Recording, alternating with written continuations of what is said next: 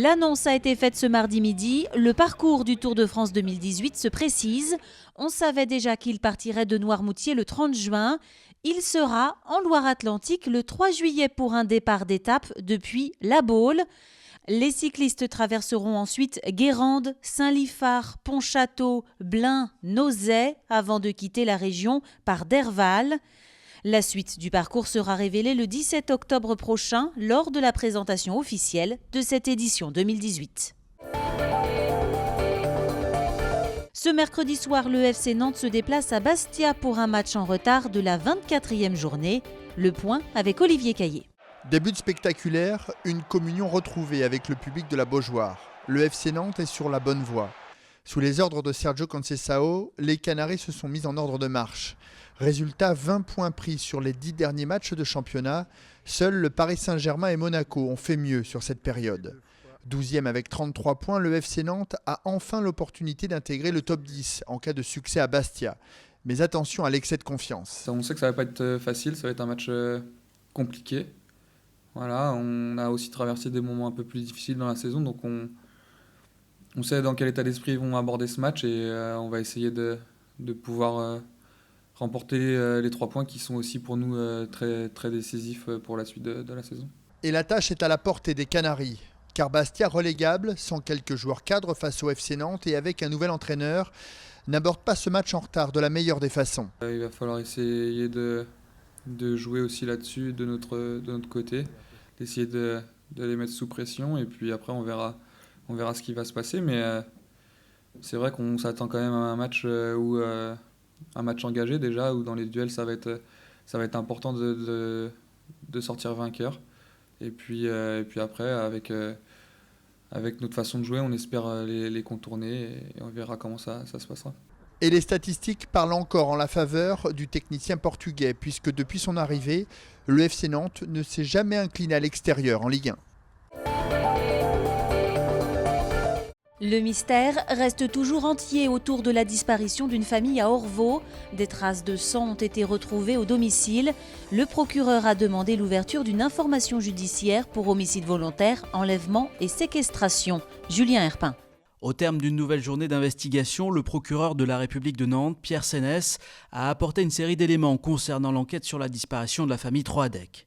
Leur trace se perd le 17 février, date à laquelle les téléphones portables des 4 membres de la famille ont cessé d'émettre. Au cours de la fouille au domicile des Troadec à Orvault, les enquêteurs ont découvert de nombreuses traces de sang à l'étage, dont certaines ont été essuyées. Les premiers résultats des analyses confirment la présence du sang des 2 parents ainsi que du fils, mais pas celui de la fille. Pour le procureur, le contexte de violences graves ayant présidé à la disparition est établi.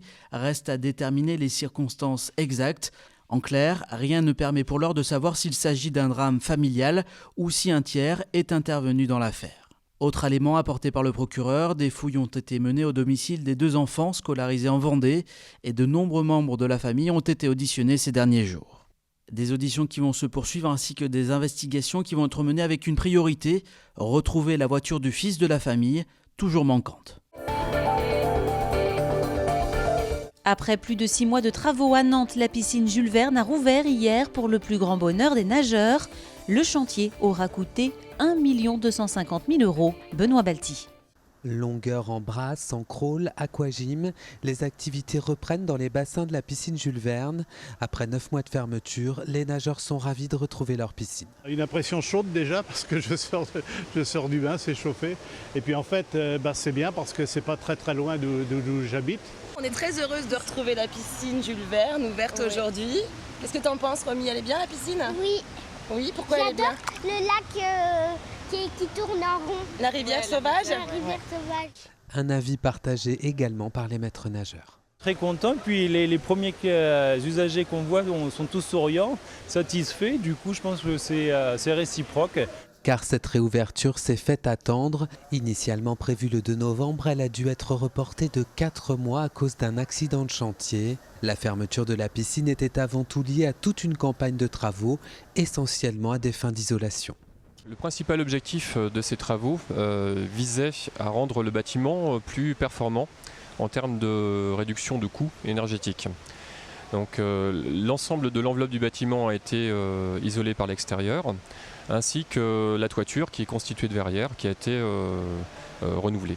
Petite nouveauté pour les baigneurs, une partie du toboggan a été opacifiée pour une plongée dans le noir avec une animation lumineuse et musicale. Le plouf, lui, restera le même. Vous souhaitez obtenir ou renouveler votre carte d'identité? Attention, les modalités changent demain 1er mars. Les explications de Cécile Petitdent. Objectif de l'État, sécuriser, dématérialiser et réduire les délais. Donc à partir du 1er mars, l'obtention d'une carte d'identité se rapprochera de celle d'un passeport. À terme, le papier disparaîtra. Et pour ça, une prédemande est mise en place sur Internet. À partir du 1er mars, elle remplace le dossier papier et permet normalement de gagner du temps au guichet. Ensuite, il faudra se rendre dans une des 30 communes du département équipées du dispositif de prise d'empreinte digitale et y déposer son dossier complet. En revanche, où que l'on habite, on pourra s'adresser à n'importe laquelle de ces 30 communes, sauf que elles ne sont pas réparties de manière égale sur le territoire. Sur le quart nord du département, par exemple, Châteaubriand, Derval et Saint-Marc-la-Jaille sont les seuls équipés. Les communes concernées recevront une aide forfaitaire de l'État, voire même une prime d'aménagement de leurs locaux.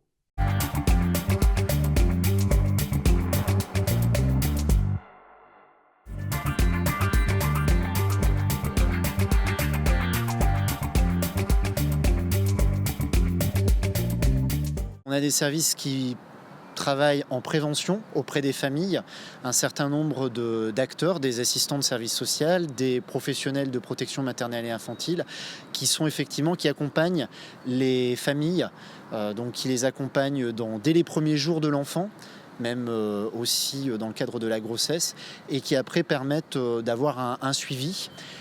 Et l'autre volet, c'est la protection de l'enfance, donc c'est la prise en charge des situations où on se retrouve face à des difficultés familiales et on a à accompagner les familles vers des mesures, que ce soit à domicile ou dans le cas échéant, vers des mesures de protection plus renforcées, notamment par des situations de placement.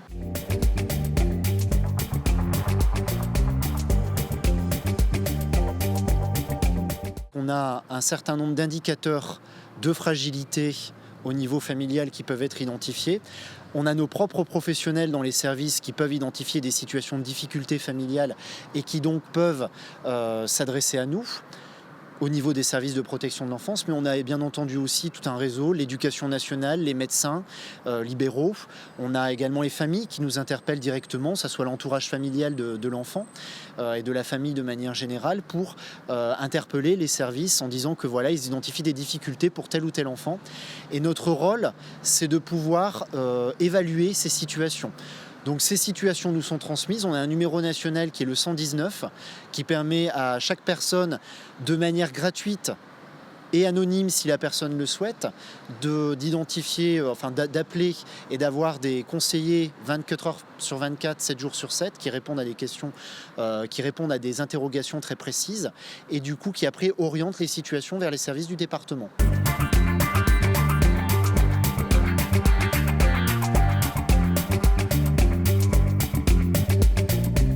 On a environ 5300 enfants en Loire-Atlantique par an qui font l'objet d'un suivi en protection de l'enfance. Ça représente environ 1,3% de la population de la tranche d'âge concernée donc de ces enfants.